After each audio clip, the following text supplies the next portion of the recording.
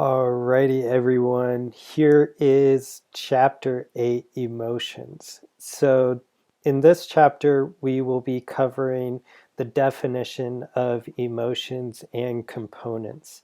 Now, this information is taken from Knapp and Daly. It's actually this book right here.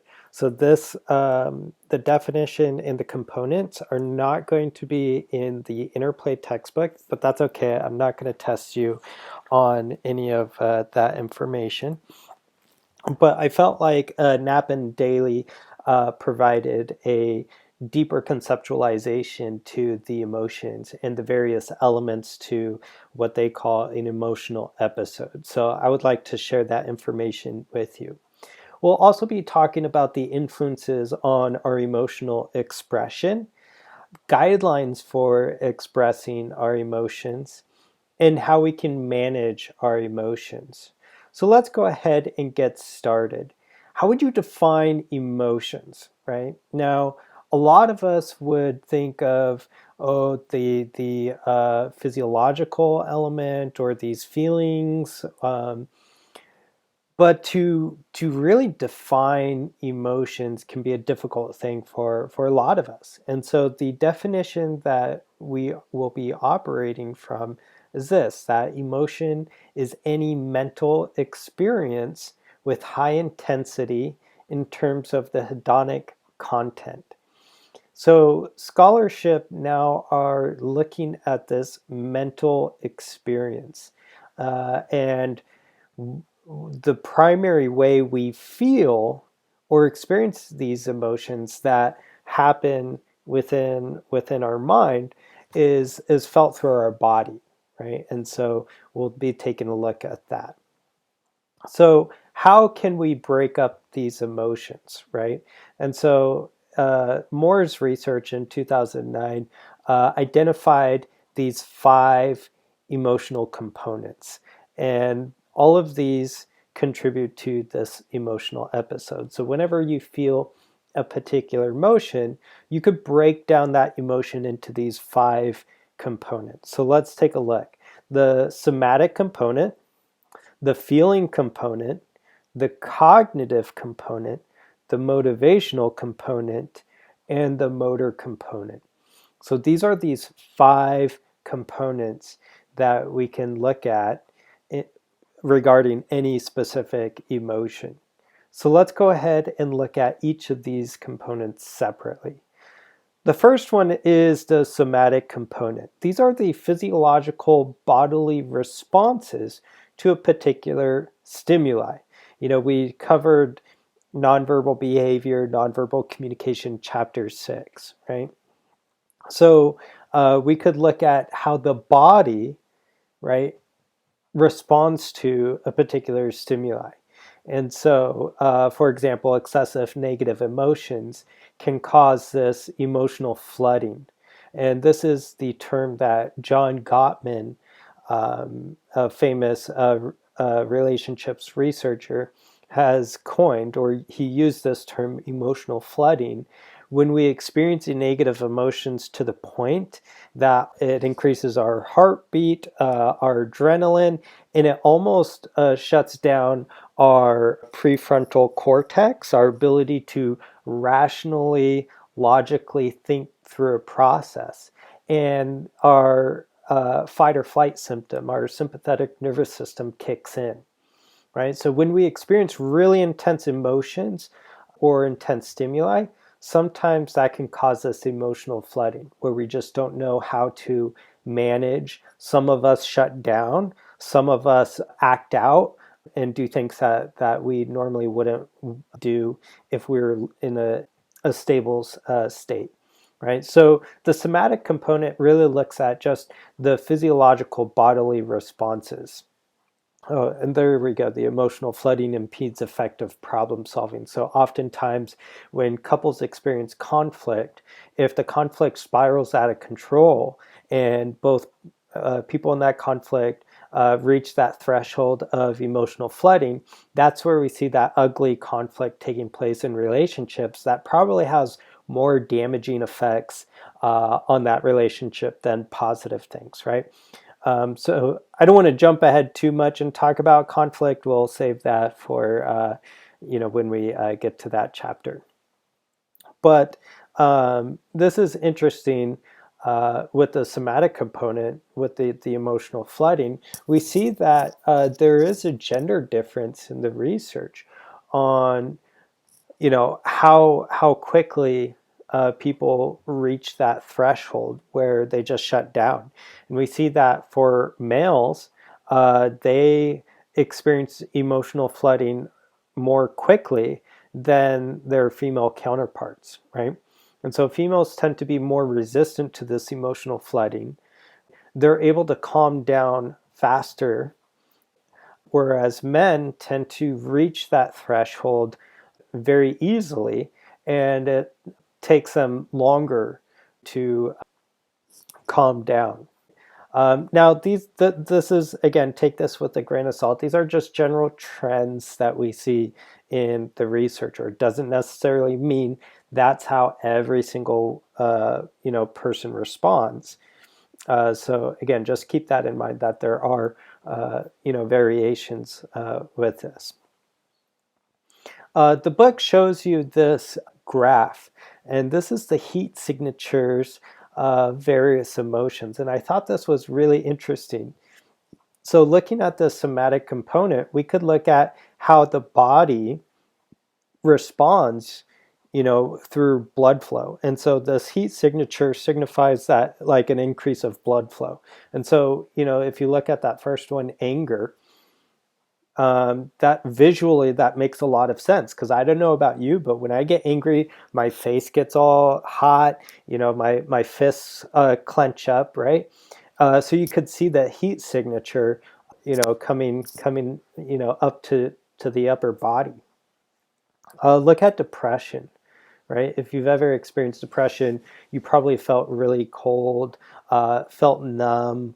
All you wanted to do was just curl up, throw the blankets over and shut the world out. So, you could see the heat signature in that emotion. So what I would like for you to do is take a look at this graph and see if any emotions or these heat signatures stand out to you.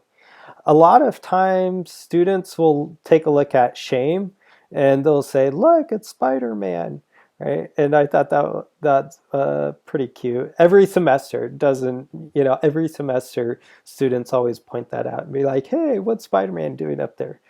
Love, anxiety. If you look at anxiety, oftentimes when we feel anxious, it feels like our stomach is going into knots, right? So again, this is just a somatic component. We could look at all the different nonverbal physiological ways our body relates to a particular stimuli and emotion. The feeling component. This is the quality of the emotional experience, right? So it's the quality is like how central to the core emotion, right? So it could be positive or negative. It could be pleasantness or unpleasantness. And so think of like a really pleasant emotional feeling. Take, for example, feeling loved, right? Now, if I just think about my own life and all the people that I love and all the people that love me, that happens on a continuum, right? So that person I met, a couple weeks ago before we all became socially isolated, like, I have good feelings towards these people, but I don't know them, enough to say, like, I love this person. I would be willing to do anything in my power to make sure this person, has what they need to be successful. So like, for example, a family member, like a lot of us would do anything for our family or the people that we love the most, right? So the feeling component is like that quality or how central it is to the core emotion, right? Are you just mildly annoyed at that person, or do you loathe them, right? So this is what we're getting at, the intensity of an emotion. Now, it's interesting with the feeling component, and I'm going to throw in this graph. This is based off of arousal theory, and suggests that when our arousal increases, so does our performance. And performance is broken down into two categories. That's physical performance and mental performance, so like our cognition. The thing is, when we get to this bell curve, right, the very tippy top of arousal, this is where we experience excitement, and this is where our best optimal performance is taking place. But we know that if we start to become over aroused, so maybe we're starting to become anxious, stressed, right? Maybe we're starting to experience fear, panic, that can actually decrease our performance, our physical and cognitive performances, right? So I remember one of the very first speeches I gave, was a speech in front of like a crowd of like I think there was like 90 people. I was so scared that I choked like halfway through my presentation, and I literally walked off stage, right? So sometimes when we're over aroused, when just too much information is happening, we tend to freak out or panic. So really intense emotions, it's uncommon to see that, is because we're overly stimulated to the point that we can't cope well. Here is a pinwheel of emotions. I would recommend that you Google this. Like if you just type in, a pinwheel of emotions, chances are this will pop right up. And this will give you the intensity of different emotions. So for example, at the very center, these core emotions would be the high quality emotions. So ecstasy, admiration, terror, right? These are central to those core emotions. But as we move away from the center, we get these variations, right? So complete ecstasy. A variation of that would be joy. Joy. A less intense variation of joy would be serenity, right? Or, just optimism or content, so like, right now I wouldn't say I'm in complete ecstasy, but I wouldn't say I'm super joyful. I would just say maybe I'm in a calm state right now. Or terror, right? Understanding what's going on, people might be experiencing terror, maybe fear, or maybe a less intense emotion of maybe just apprehension. So again, we see that the feeling component looks at the intensity of that emotion. So this is looking at the arousal theory, but this is the circumplex model of emotion. And what we have in this continuum is low arousal, high arousal, and then on this horizontal axis, we have the negative and positive. So, whether those emotions are negative or positive. And we see that depending on the arousal level and the negative positive level, we get these different conditions. So if we'll start up here. If the emotion is high arousal, so we're experiencing high arousal, but it's positive, we might get this mixture of like authentic, peppy, happy, pleased, and so forth. Like we're in a good mood, it motivates us to take action. But sometimes we can feel a positive emotion that's not causing increase in our arousal level, right? And so maybe we look down here where it's a low arousal, but it's still positive. We might have like this calm or content type of feeling. Similarly with the negative condition, if it's high arousal and it's negative, we might be jittery, nervous, anxious, so forth. if it's a negative but low arousal emotion, we might feel sluggish, tired, so if I wake up and I'm, not feeling it, or I'm, sad, all I want to do is like sleep, so again, some emotions trigger that high arousal, low arousal, and it could also look at, whether or not they're happy or positive or negative emotions. Okay, so moving on to the cognitive component. The cognitive component deals with how we evaluate certain events, certain stimuli, which contribute to our reaction to emotions, right? And so appraisal scholars argue that emotions are generated essentially by the evaluations or interpretations of a particular event. So that's why we said that emotions are a mental process, right? And our body is usually the first way we experience those emotions.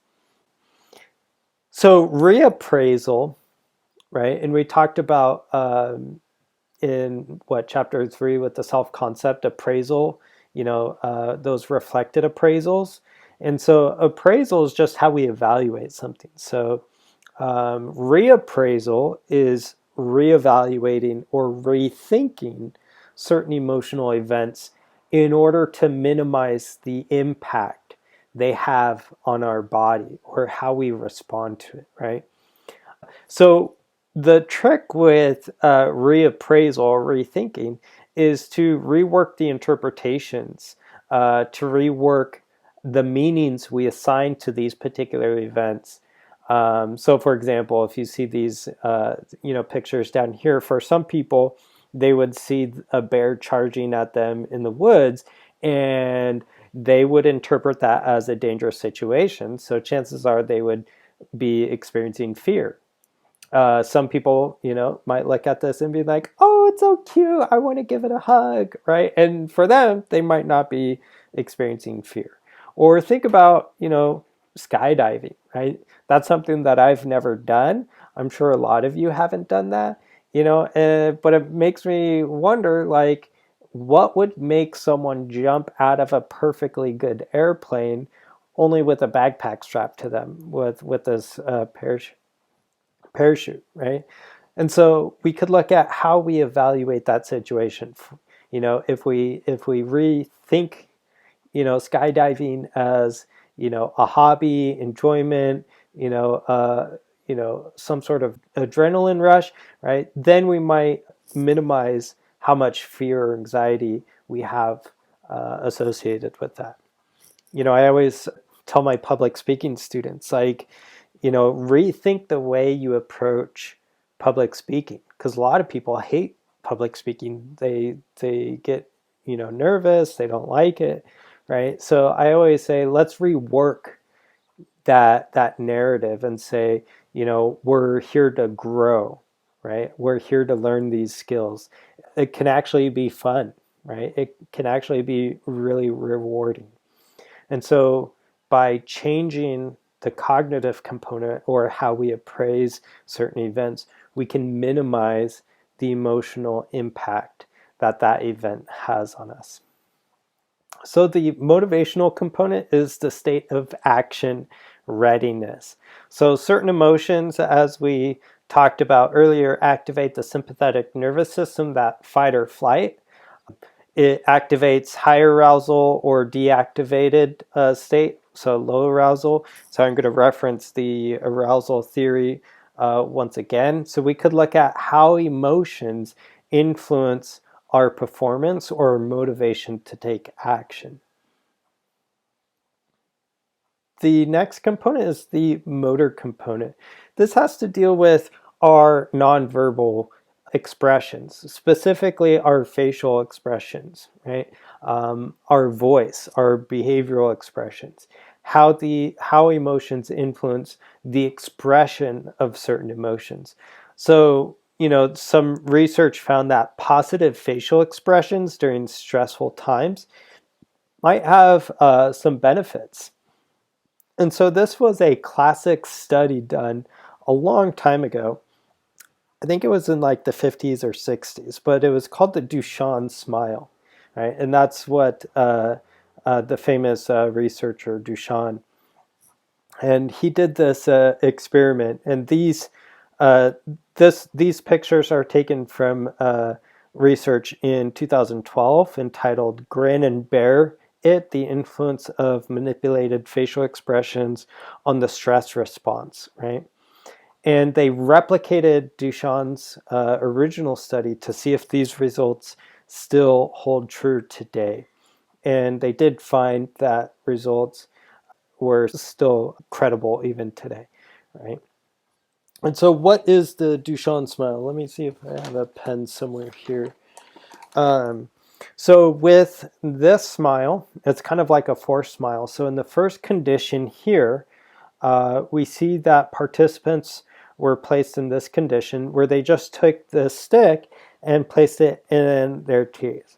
And that kind of makes you smile a little bit, but it's not very convincing. The second condition, they asked them to show their teeth while they put this stick in their mouth. Third condition, they had participants place this at the very back of their mouth and bite down. And what this does is that it forces the corners of the mouth to contract. And if you smile really big, chances are your eyelids will, not your eyelids, the corner of your eyes will scrunch up because the muscles in here are contracting in order to bring up your lips or the corners of your mouth to form that smile, right? And so they found that participants who manipulated their facial muscles coped better in stressful situations. And after going through some stress tests, they were able to reach a baseline level of heart rate much quicker than these two comparison conditions. And so I thought that was interesting. And that probably explains why people in really stressful situations might, laugh or smile or giggle. A couple semesters ago, one of my students in public speaking was so nervous, and they would laugh naturally when they got nervous. Was given a speech and just giggling and laughing, even though the topic was very serious. And so I knew what was going on, because sometimes when our body is just overflooded, you know, that stress comes out in different ways. For some people, their coping mechanism is to smile or laugh. The book shows these 7 universal facial expressions of certain emotions throughout the world. So it doesn't matter who you are, where you're at, what country, everyone responds the same way to these emotions. So joy, typically you see it in the face with a smile, surprise, sadness, anger, disgust, fear, all of those. So to recap these emotional episodes, there are the 5 components, which is the somatic component, the feeling component, cognitive component, motivational component, and the motor component. So emotional intelligence.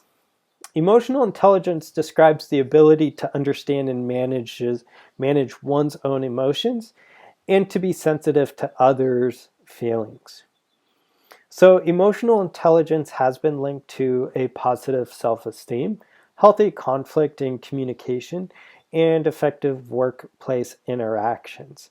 So we see that emotional intelligence is really important for all these different things. So the ability to understand our emotions and to be able to understand emotions in other people. Really important to interpersonal communication. So for the discussion, I'm having you assess your own emotional intelligence and share a little bit about that. So influences on expressing emotions. We see that personality influences how we express emotions. So extroverted people tend to express more positive emotions than introverted. We see culture in different cultures. We see that emotional expression varies in terms of what's appropriate and inappropriate. So, if we look at a concept from chapter 2, collectivistic cultures, because group harmony is valued, highly valued in society, oftentimes these societies discourage the expression of negative emotions, right? And so even if you're, pissed off at someone, you'd probably still smile and, say thank you and please, because again, the group harmony is more important than what you feel individually in that moment. Gender, we feel all the same emotions, but differ on the interpretation and how we express them. So we typically see that trend again.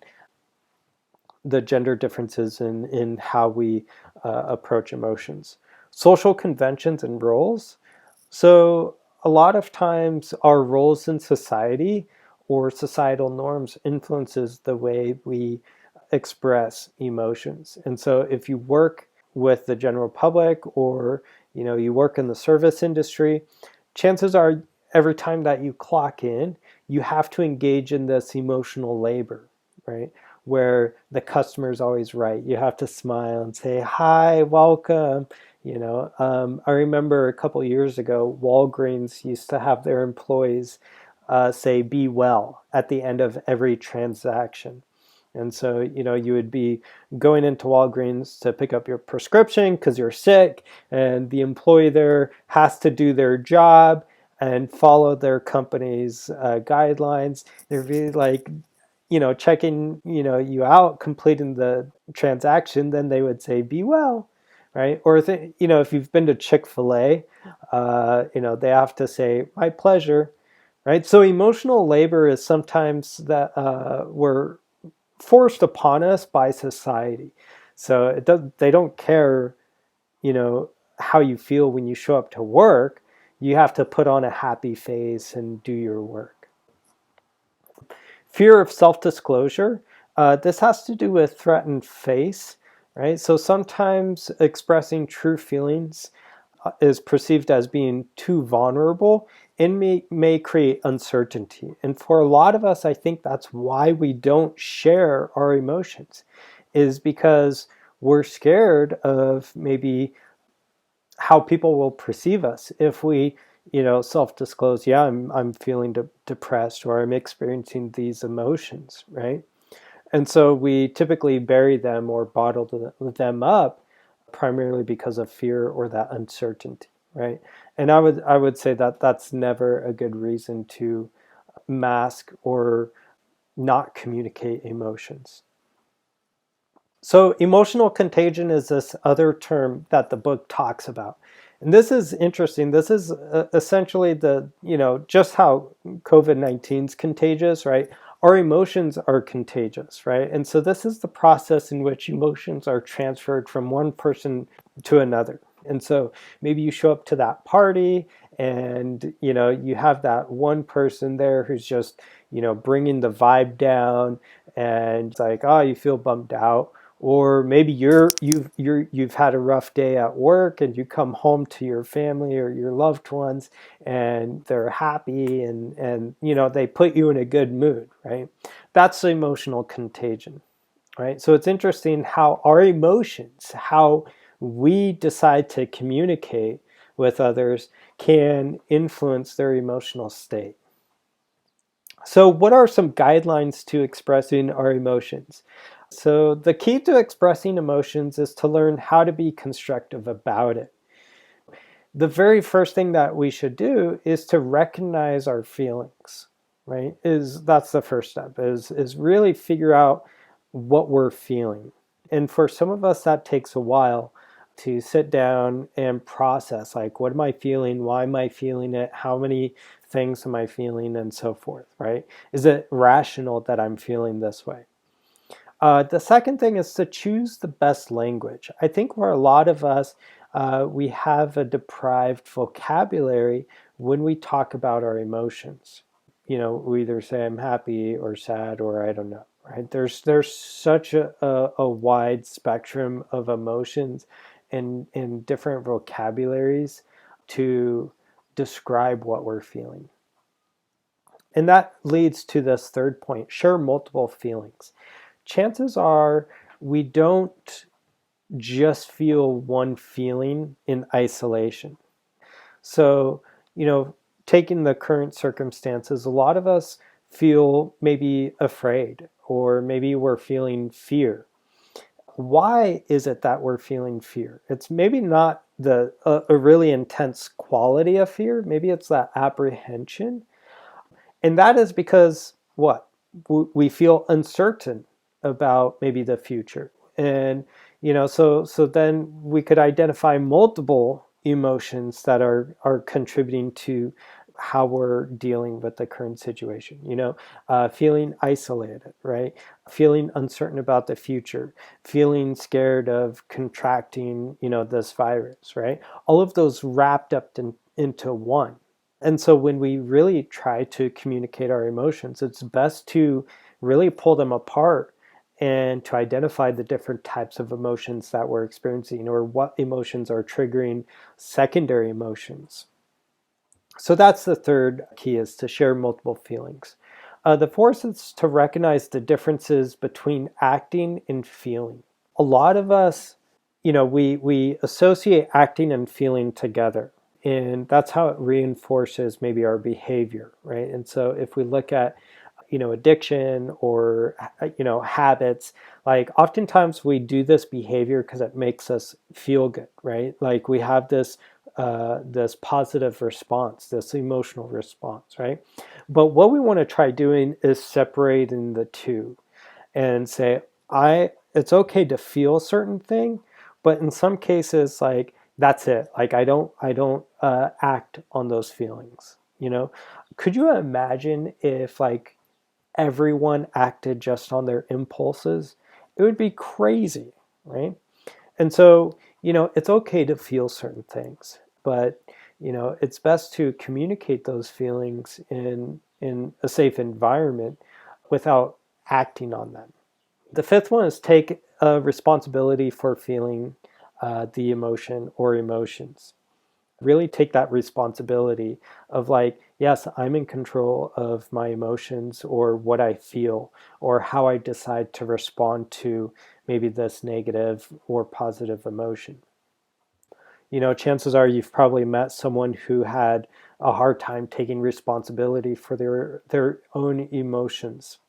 I have few examples of people in my past. One person just would always blame external factors on their emotional state. So if they're angry, it was because this person or that person, or this situation.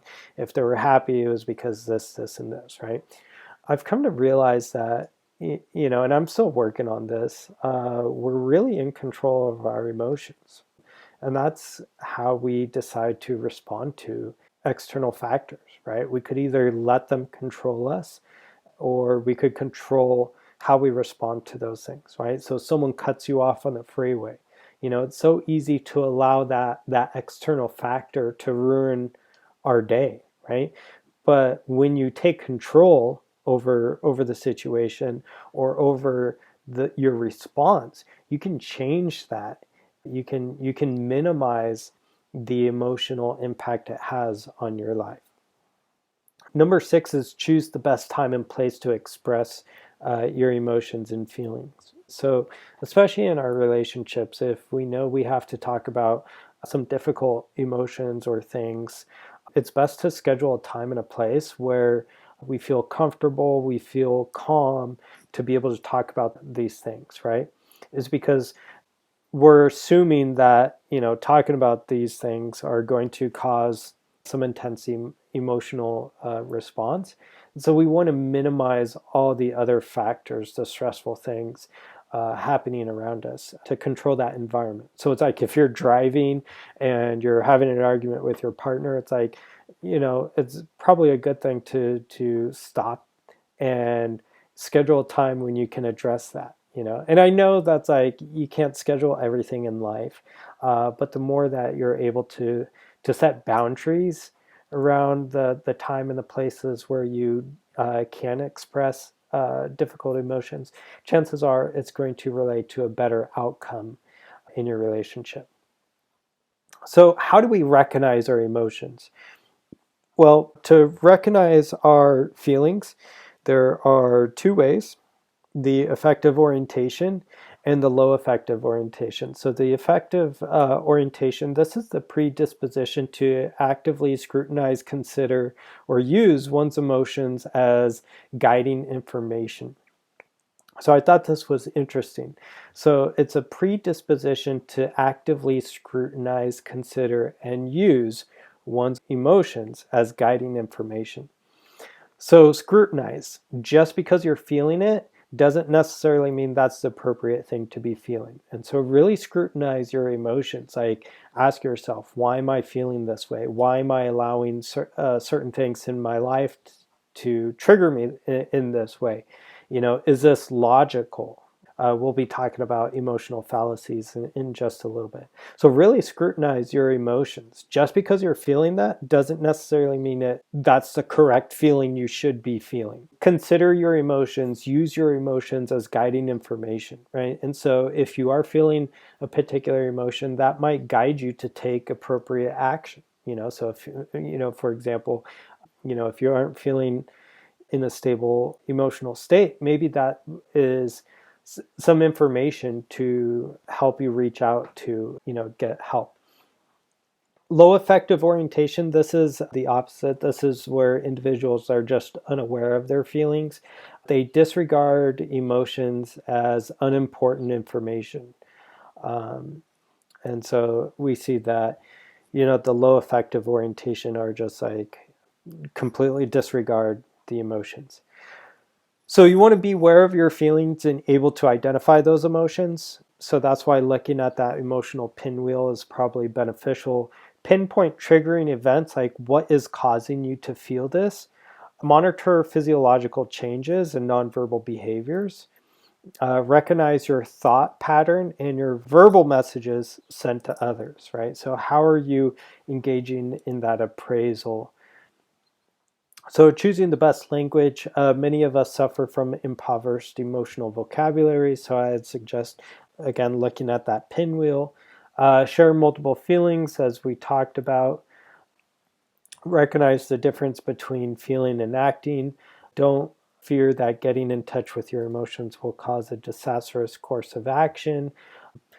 Think about why you are experiencing the emotions. Know the difference between acting and feeling. Accept responsibility for your feelings. One way we could do that is use that I language.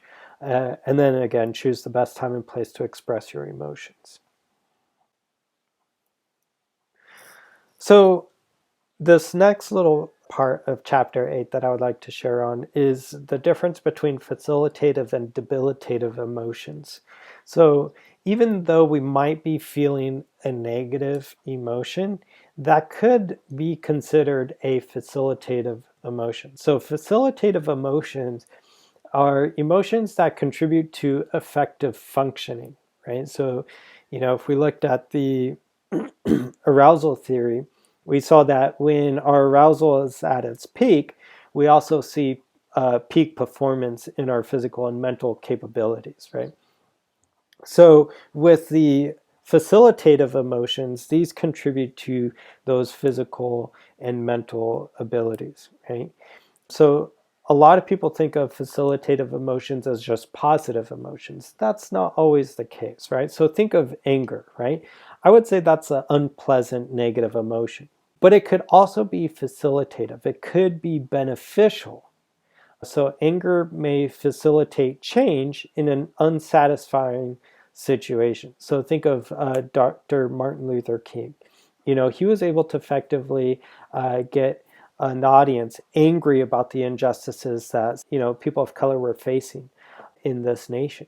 So there you have it, a prime example of a facilitative emotion, anger, right? Or sadness. For a lot of us who've experienced loss, like, we have to go through that grieving process in order to come out of that situation as better people.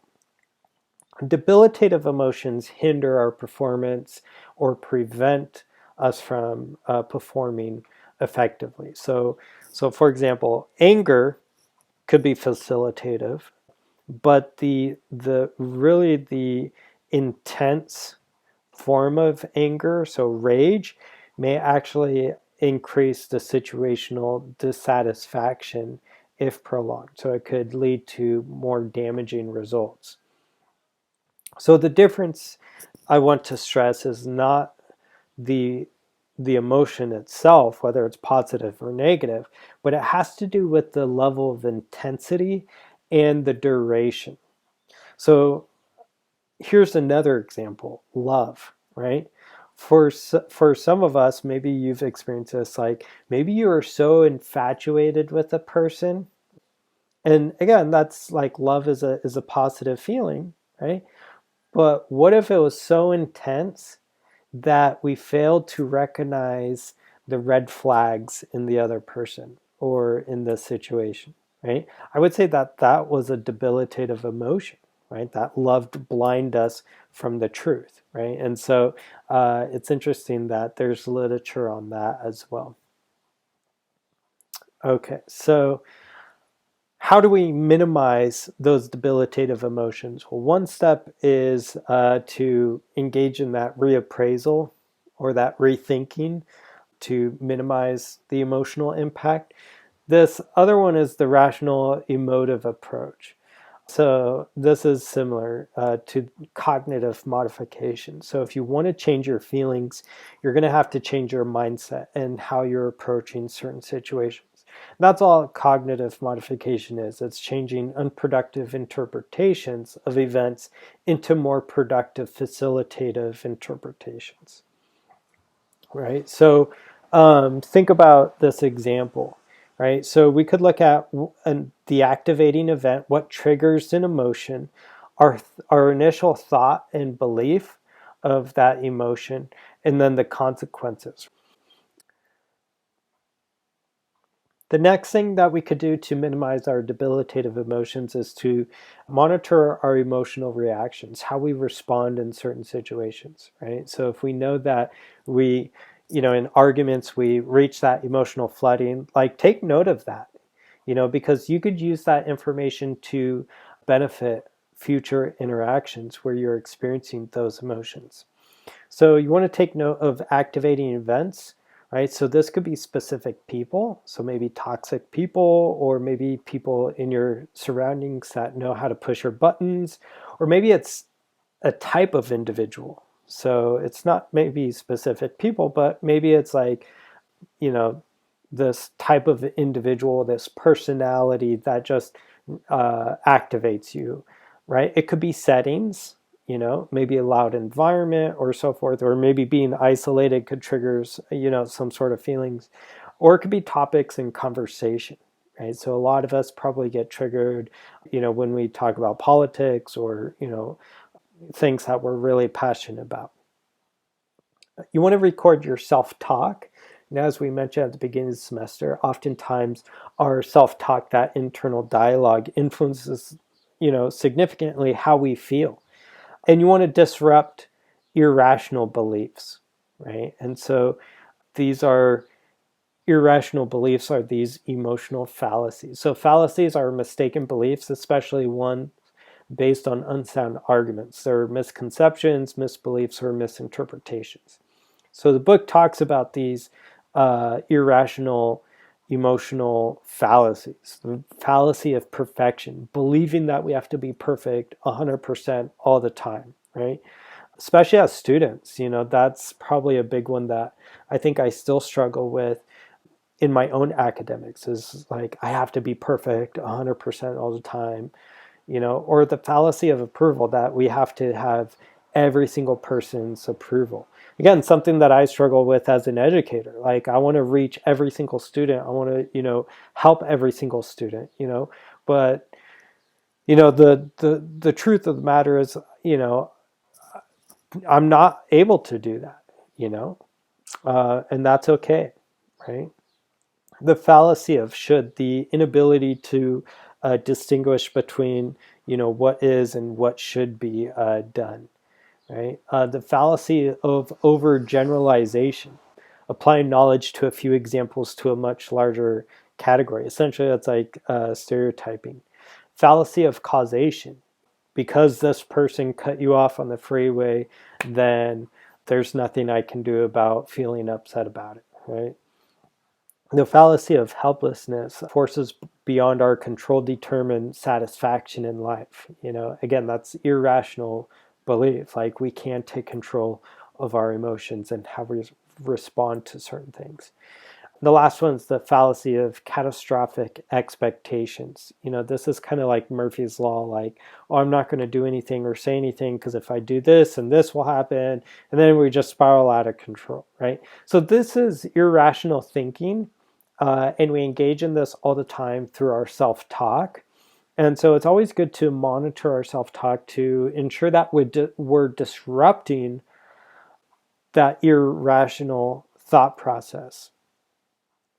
So, to recap, self-monitor, note what causes the event, the activating event, record your self-talk, reappraise or rethink the meaning of emotional charged events, and then, of course, enjoy and savor positive emotional experiences. So surround yourself with people who validate you, love you, support you, help you achieve, great things. Regard challenging situations as opportunities for growth. Focus on what you gained, not what you lost. Choose compassion over contempt, right? And so that is chapter 8 in a nutshell. If you have any questions, feel free to let me know. And thank you so much for listening, and have a great day.